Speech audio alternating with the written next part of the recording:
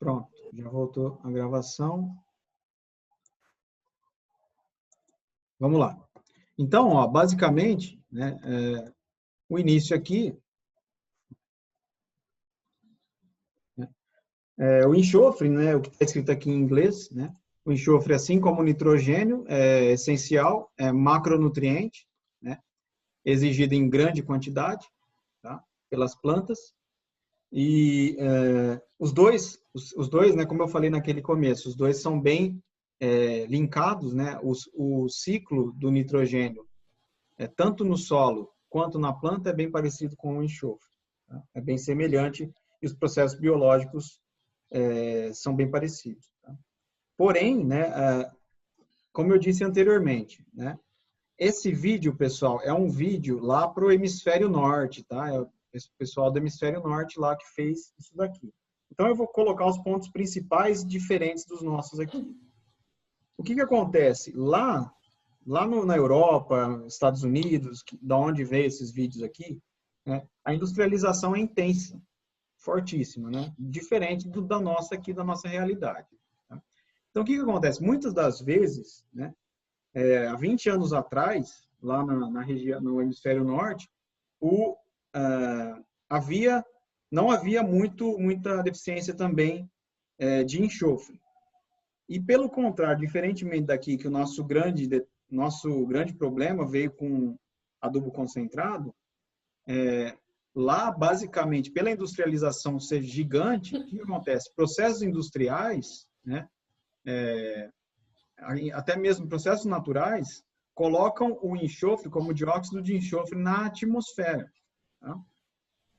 E lá, antigamente, o que é? Industrialização fortíssima, poluição ambiental gigante, né? Não tinha nenhuma regularização ambiental, as indústrias colocavam dióxido de enxofre demais lá na atmosfera, né? E isso daí caía, a gente lembra até do termo, né? Na hora que o dióxido de enxofre entra em contato com a gotícula de água lá em cima, ele cai como chuva ácida, né?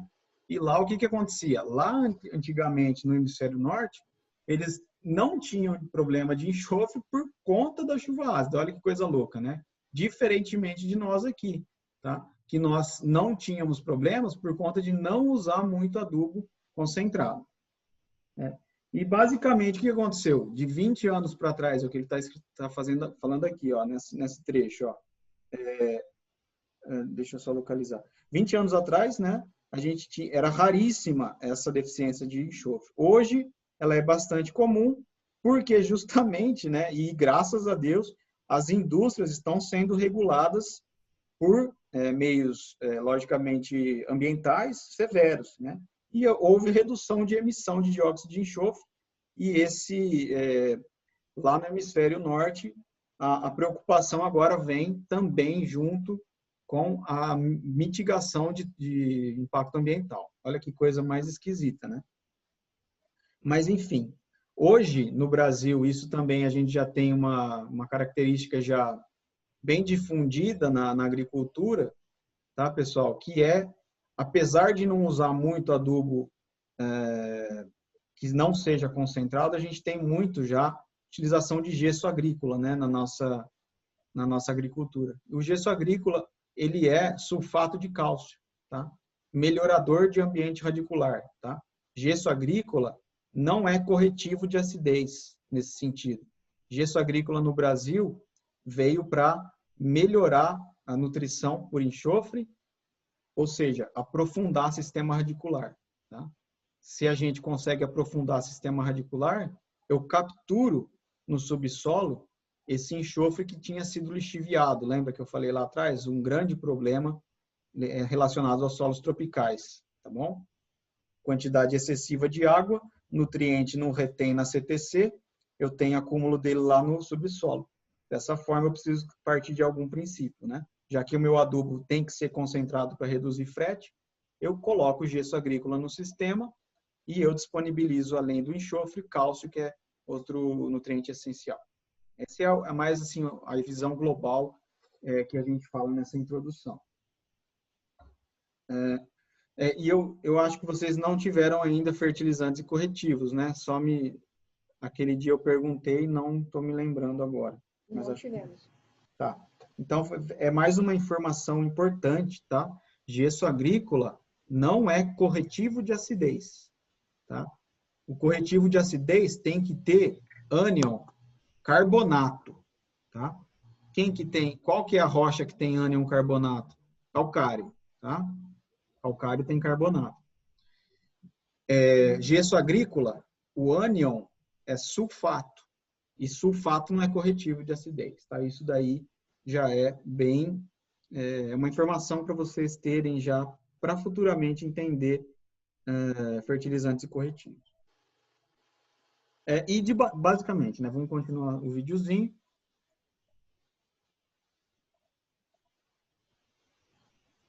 Olha só.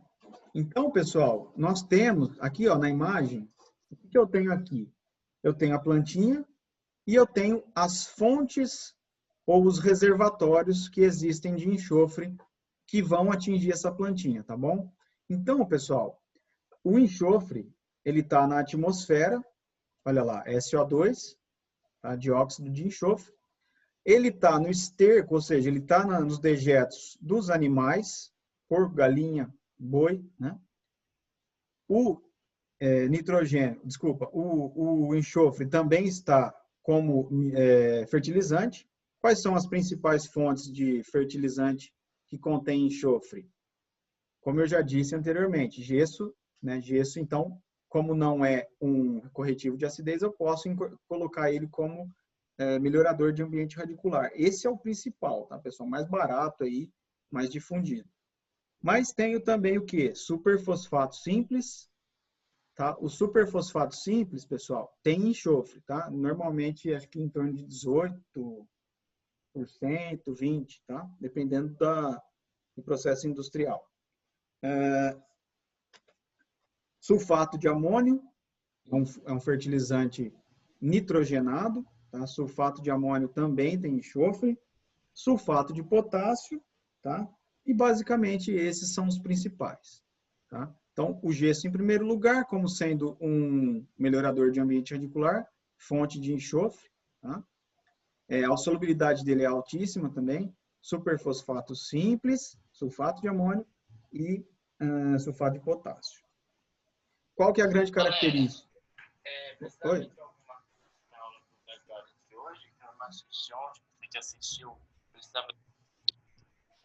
Eu não ouvi o que alguém falou aí. Pode repetir? Vou tentar pôr o microfone, então.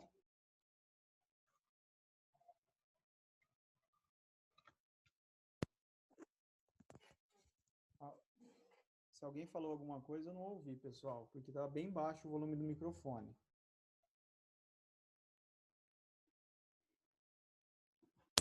Bom, vamos lá. Então, retomando, tá? Essas duas principais aqui, ó, fertilizante, tá? E esterco, tá? São duas principais fontes, tá? De enxofre para as plantas. Logicamente que o fertilizante vai fornecer o sulfato já, tá? Ou seja, o enxofre na forma mineral e na forma prontamente absorvida pelas plantas. No esterco, tá? O esterco ele vai fornecer o enxofre na forma orgânica, tá? Então, o enxofre aqui, ó, do esterco, ele tem que passar por um processo que acontece nos solos, que é chamado de mineralização, igualzinho o nitrogênio, tá? E, logicamente, né, existe também, lá dentro do solo já, o compartimento que é chamado matéria orgânica, né? E a matéria orgânica do solo representa a grande magnitude, tá, de enxofre presente no sistema solo, tá? Em termos aí percentuais, a matéria orgânica ela contribui com 90 a 95% do enxofre, tá? O que representa aqui em toneladas por hectare, ó, de 1 a 2 toneladas por hectare. Só que o grande problema também aqui, pessoal, é que o quê? nas nossas condições, se eu ficar pensando em usar matéria orgânica do solo para fornecer enxofre, que tem que passar pelo processo de mineralização, assim como o enxofre do esterco, eu vou estar pensando em empobrecimento de CTC do solo, tá? Porque na hora que eu tenho mineralização de matéria orgânica, eu perco, consequentemente, as cargas que ela tinha e eu perco, consequentemente, CTC. Então, se eu estou pensando aqui em condições tropicais, aqui em condições Brasil, né, em falar em matéria orgânica do solo como fonte primordial de enxofre, né, eu vou estar cometendo um pecado terrível, porque os nossos solos já têm baixíssima CTC. Se eu pensar que isso daqui tem que mineralizar além disso, é um processo lento, já a gente vai falar disso, né, eu vou prejudicar mais do que pensar, às vezes, né, em fazer uma fertilização através de um composto aí, químico, né, que já coloca o enxofre, inclusive, em formas assimiláveis. Nesse sentido, vamos continuar aqui, né, no nosso terceiro tópico, agora aqui, ó, tópico 3, tá? Então, deixa eu só ver, se eu falei todos esses detalhes. Tá. Outra questão importante, né? A raiz da planta é ela que vai ser a boca, né? Ela que vai absorver, é o órgão de absorção e é aqui que a gente vai concentrar a grande maioria da absorção de enxofre. O enxofre pode ser absorvido nessa forma pelas folhas, tá? Na forma de dióxido de enxofre, mas é o que ele está falando aqui, ó. Uma pequena parcela pode ser absorvida, né, através de dióxido de enxofre, mas não é isso o que a gente pensa em relação à agricultura de grande escala, logicamente. Então, continuando, aqui o próximo, 3, ó. Enxofre provindo de fertilizantes, tá? Então, o fertilizante mineral, né, ele vai apresentar, ele contém o enxofre como sulfato. Ó, sulfato é esse ânion aqui, só para lembrar. Tá? Então, o fertilizante já apresenta diretamente, né, o nutriente e coloca ele lá na forma mineral. E essa forma mineral colocada lá na solução do solo, ó, olha só, ela vai ser, pessoal, referente de 1 a 4% só do enxofre no solo, tá? Ou seja, em torno de 10 a 40 kg por hectare. Bem menos do que a matéria orgânica. Mas coloca, né, e essa ideia é importante, ele já coloca o nutriente de maneira prontamente assimilável.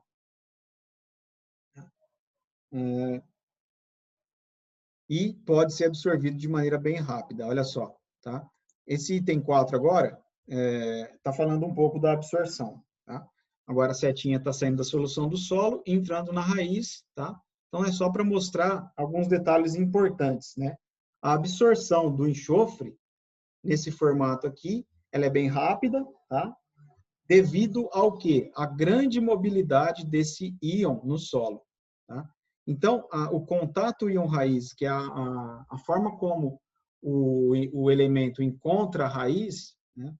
A forma que acontece o contato é por fluxo de massa, tá? E se a gente relembrar de fluxo de massa, realmente é o contato que acontece através do movimento da água, né? E no caso do enxofre, né? Pode caminhar, então, grandes distâncias nos nossos solos, né? E atingir as raízes pelo acompanhamento da água. E aí a importância em relação também à questão de localização de aplicação. E como o enxofre ele é absorvido por fluxo de massa, nós temos que nós não precisamos nos preocupar com localização desse fertilizante, tá? Do enxofre propriamente dito, mineral de fontes fertilizantes minerais.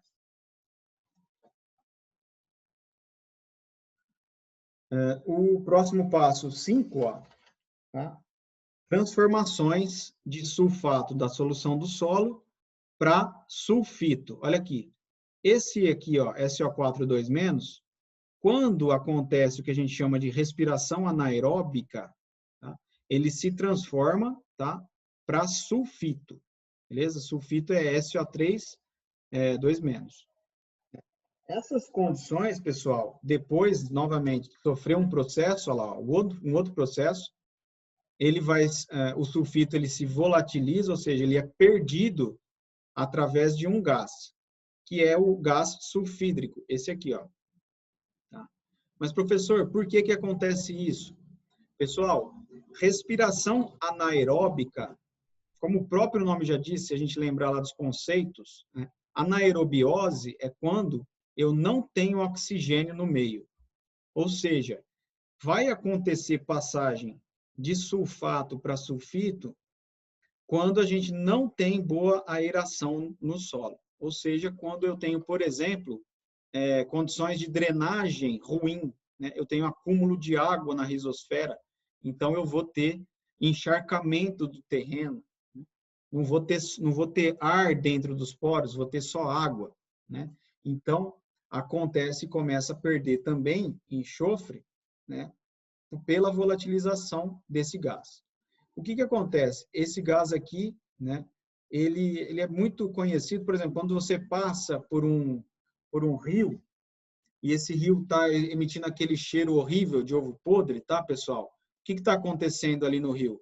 Lógico que é totalmente diferente do sistema solo, tá? Mas é o mesmo processo de anaerobiose, tá? Ou seja, ali já não tem nem oxigênio nem na água, tá? Essa é a ideia. Não tem oxigênio dissolvido nem na própria água de tanto resíduo carga orgânica que eu tenho ali, tá?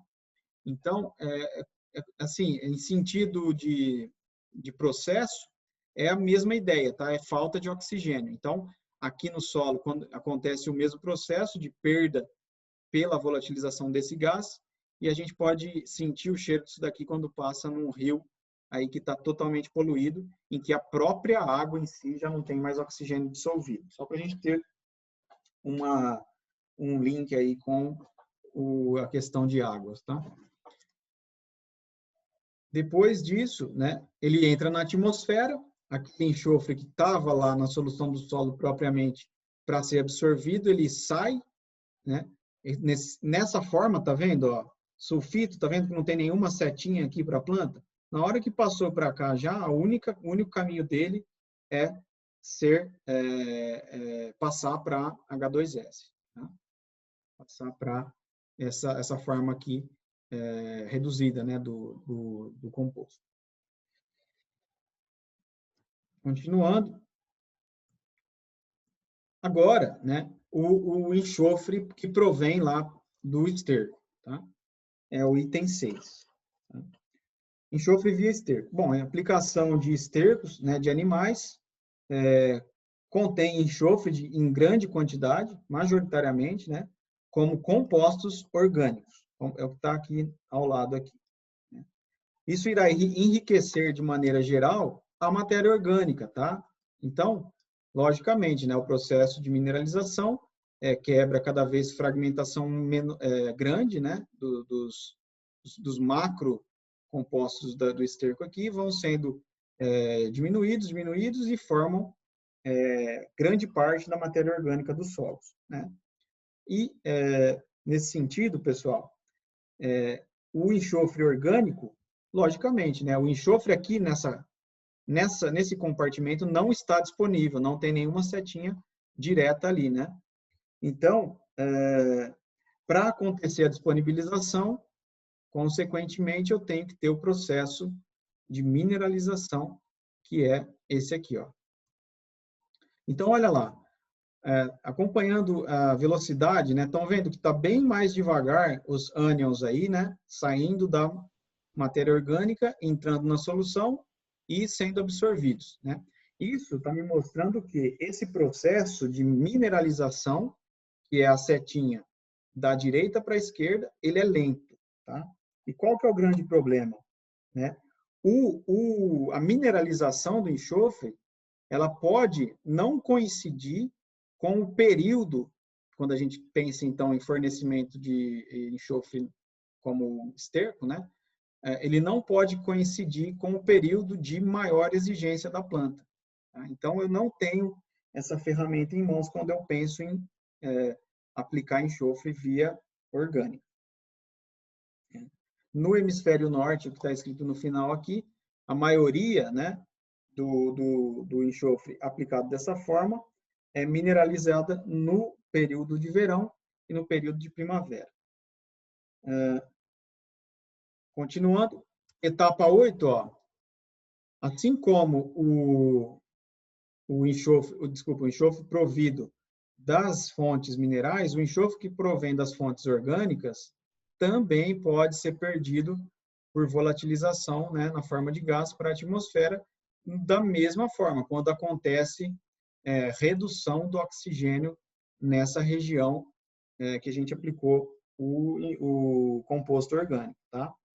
Na maioria das vezes, pessoal, isso não vai acontecer no solo, e sim durante o processo de estocagem desse material, tá? Então, em algumas localidades, se houver estocagem, né, é o que está escrito aqui, se haver estocagem desses produtos, desses dejetos, né, desses estercos, em condições anaeróbias, em condições em que a gente não tem oxigênio, eu vou acabar perdendo mais o enxofre via gás do que propriamente no enriquecimento da matéria orgânica e, consequentemente, da mineralização. Ok?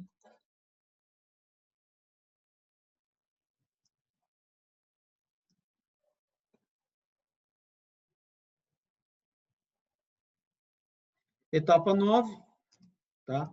Olha lá.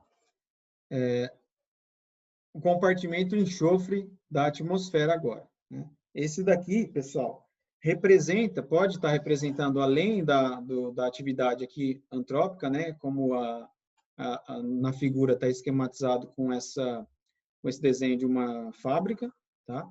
Além do enxofre produzido pelos processos industriais, que basicamente são queima de combustíveis fósseis, tá? Eu posso ter também contribuições de enxofre de fontes naturais não antrópicas, como é o exemplo, por exemplo, de emissões por vulcanismo, né? Vulcanismo também libera o enxofre através de dióxido de enxofre para a atmosfera. Então, além do antrópico, que logicamente é bem mais majoritário, né? A gente tem também fonte natural de enriquecimento de enxofre para a atmosfera via vulcanismo, por exemplo. Né? E ele é encontrado majoritariamente na forma de dióxido de enxofre nesses processos de queima de combustível fóssil. Então, está lá, né, a emissão industrial contribuindo também para o enriquecimento do compartimento, né, do reservatório na atmosfera do enxofre em si. Daí, o processo de entrada, tá? Olha lá, o enxofre da atmosfera, pessoal, o dióxido de enxofre, como eu falei no começo aqui, né, do vídeo, ele pode ser absorvido diretamente pelos tecidos da folha, ou seja, absorção foliar. Esse caso, logicamente, a contribuição é bem pequena, tá? Extremamente pequena. Depois, continuando aqui, é o item 10, né? A entrada do enxofre atmosférico no solo se dá, então, basicamente através do que a gente chama de chuva ácida, né? A combinação do SO2 com a água aqui dentro da atmosfera vai precipitar, vai formar o H2SO4 e ele, né, que é o ácido sulfúrico, ele vai acabar entrando no sistema novamente, no solo, né, e contribui de maneira bem mais majoritária do que a absorção foliar desse componente. Tá?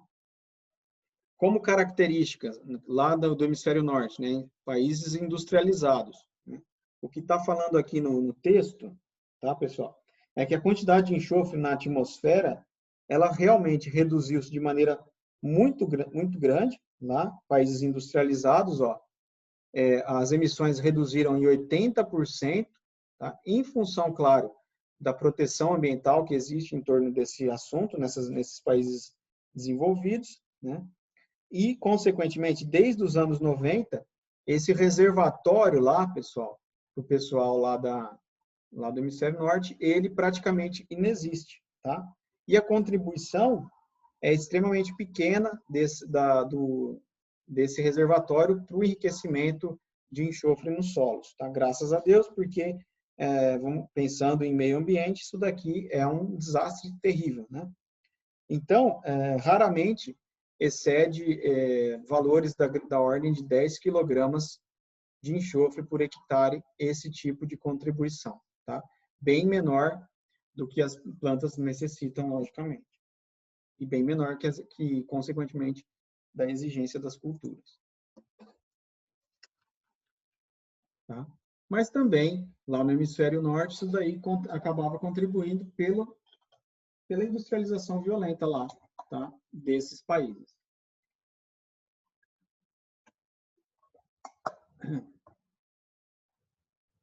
Então, da mesma forma, né? O enxofre que provém da atmosfera pode atingir a planta. O quarto ponto é lixiviação, tá? Então, aqui não... Tem que reduzir, né? Mas tá exatamente ali embaixo, ó. Eu vou ter que tirar. Tá aqui, né? A lixiviação seria a saída do enxofre ou do sulfato e o carreamento, como a gente já sabe, através da água que percola, né?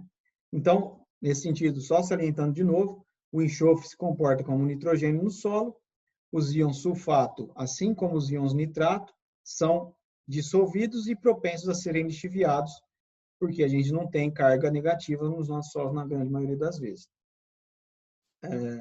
Lá no hemisfério norte, né, só para falar o que está aqui realmente nesse ponto, a lixiviação vai acontecer justamente na época que tem chuva, e lá para eles é época de inverno e outono. Tá?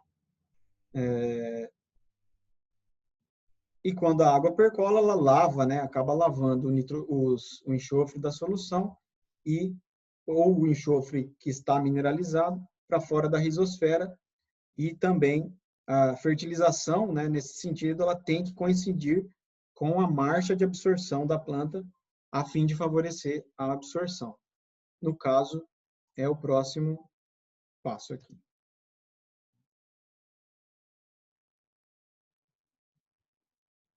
Então, esse também é importantíssimo, né? E lá, e só para salientar de novo, né, pessoal? Ao contrário do nitrogênio, o enxofre ele vai ficar mais concentrado nas camadas subsuperficiais, onde a gente então vai ter possibilidade de recuperá-lo através, por exemplo, da gessagem, quando for o caso.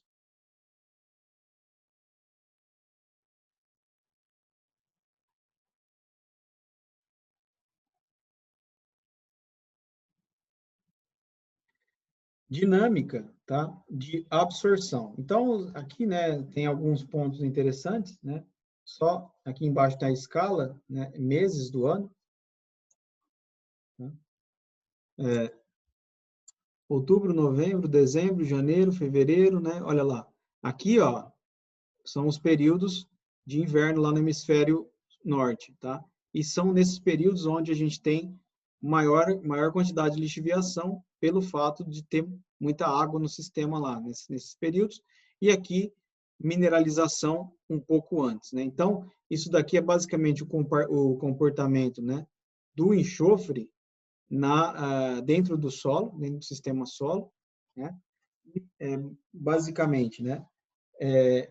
Trata-se isso daqui nada mais é do que uma forma da gente entender a marcha de absorção também. Aqui só está tendo informação um pouco mais aprofundada, né? Que mostra o processo de mineralização, lixiviação na quantidade de enxofre por hectare no solo, né? Então, pessoal, é mais para mostrar, né, nesse item 12 aí, tá? Que durante a safra agrícola, o enxofre, muitas das vezes, ele não vai conseguir suprir, o próprio solo não consegue suprir a necessidade do nutriente para as culturas. Então, vem aí a próxima, essa curva aí, ó, é uma curva de absorção de enxofre pelo trigo, tá? Então, olha lá, esse déficit, a partir dos meses aqui, né, de março, né, isso? Janeiro, fevereiro, março. A partir de março, né, lá no hemisfério norte, a planta começa, então, o trigo desenvolve-se de maneira alta, né, começa a ter altíssima necessidade, exigência de enxofre, porém o solo não consegue fornecer a quantidade específica. E eu tenho esse delay aqui, né, que ele vai colorir ali, ó. E nesses pontos, nessas regiões, nesses períodos que eu tenho que me preocupar realmente em suprir o nutriente através de fertilização, colocar então ele de forma assimilável, prontamente assimilável, deduzindo aqui simplesmente a quantidade que o solo fornece e o que a planta precisa. Então, olha só, aqui tá, o trigo necessita dessa cobertura de suprimento além daquilo que o solo já consegue fornecer. E a outra cultura que é muito aplicada é chamada colza, tá? Aqui tá em rapeseed, né? Mas é colza lá. E ela inicia-se, a marcha de absorção dela é bem maior, claro, a cultura é completamente diferente, e ela tem a exigência, então, prolongada a um período bem maior, né? Por isso que é importante a gente entender o processo de marcha de absorção ou que é o mesmo que marcha de acúmulo ou marcha de exigência nutricional, tá, pessoal? Então, aquilo que o solo não consegue fornecer, eu tenho que essa quantidade aqui mostrada com essa área azul, né? Em cada período eu tenho então que fazer uma quantificação e uma aplicação adequada para suprir realmente aquilo que o solo não me fornece.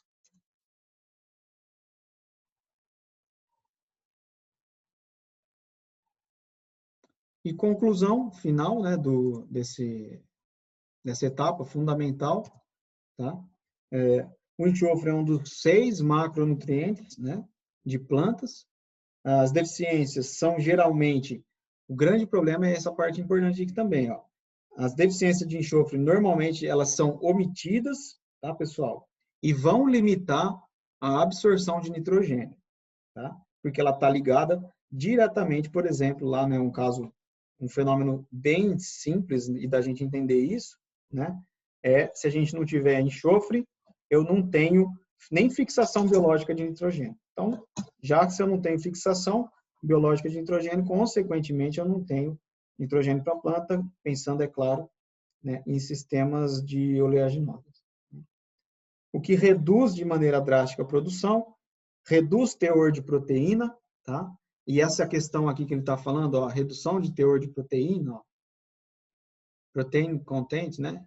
Reduce protein content, né? Isso está muito relacionado ao fato, pessoal, do enxofre fazer parte dos aminoácidos, tá? De 2 aminoácidos essenciais, cistina e metionina.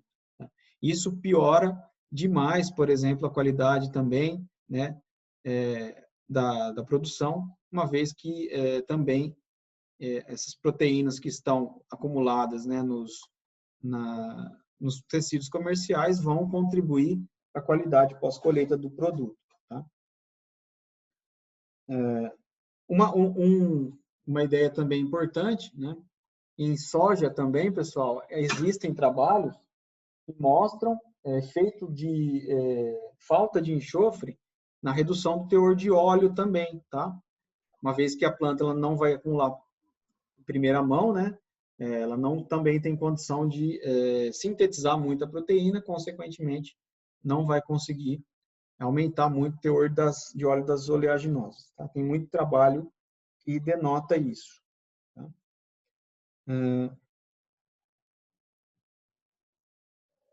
E no final aqui, né, quando as emissões lá no hemisfério norte, né, quando a industrialização ainda não tinha preocupação ambiental, as emissões de enxofre de origem industrial, países industrializados, países ricos, área pequena, né, Alemanha, a gente pode pensar, né, como um exemplo, né, havia garantia de suficiência, né, pela própria emissão de dióxido de enxofre, o que hoje, né, as leis ambientais efetivamente ajudaram a reduzir, né? Hoje, grande quantidade, a grande qualidade das produções requer, então, ajustes criteriosos com relação a enxofre.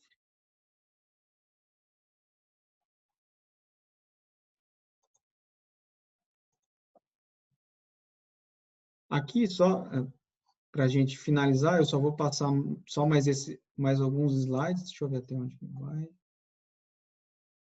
Só mais 3 slides aqui. Tá?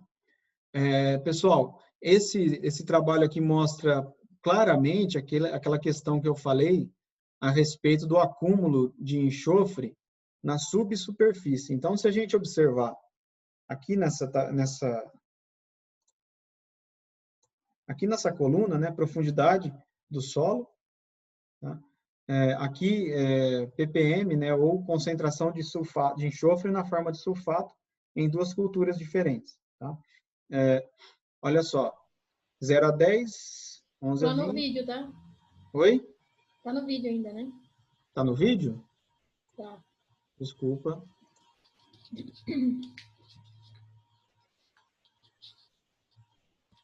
Espera aí que eu vou ter que voltar aqui.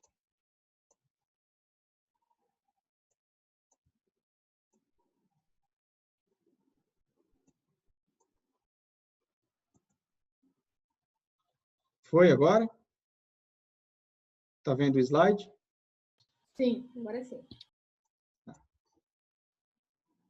Então, ó, só para apontar aquela parte que eu falei a respeito de acúmulo, né, de enxofre na subsuperfície. Então, aqui, de novo, né, profundidade, que vocês não viram aquela hora, e 2 culturas diferentes, tá? Quantidade de enxofre em ppm. Né? 0 a 10, 11 a 20, 21 a 40, 41 a 60. Tá? Então, isso daqui, essas 2 primeiras, zona radicular, tá? Ou camada arável, que a gente chama, e aqui, subsuperfície dos nossos solos, até 60 centímetros. Olha só, a faixa de quantidade, tá? Ou seja, o experimento ele mostrou para cacau, né, de 11 até 42 ppm de enxofre na forma de sulfato, como uma média de 32. Tá? Para citros, 3 a 14, em média 6 ppm. E à medida que a gente vai aprofundando, olha lá, aqui já tem uma média um pouquinho maior, 37, né? 9, e olha lá na subsuperfície, como eu mostrei, né? 97 ppm de sulfato aqui, 85 mais lá embaixo e 62 lá nos citros. Tá? Aqui não fez para ser abaixo de 40 centímetros, mas o que isso está me mostrando? Que realmente, né, o nutriente, né, ele se concentra lá na subsuperfície. Outro trabalho, ó, quer ver? Eu vou também colocar, só um minutinho, parar aqui, né? Vou colocar um outro trabalho para vocês verem também em soja, tá? Em área de soja. Deixa eu só localizar aqui na minha...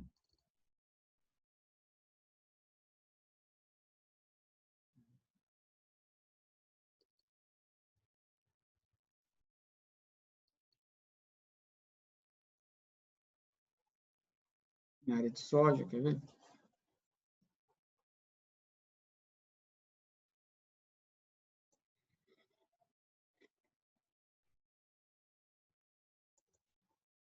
Esse aqui, ó, é um artigo que, ó, aqui, ó, tá vendo a tabelinha?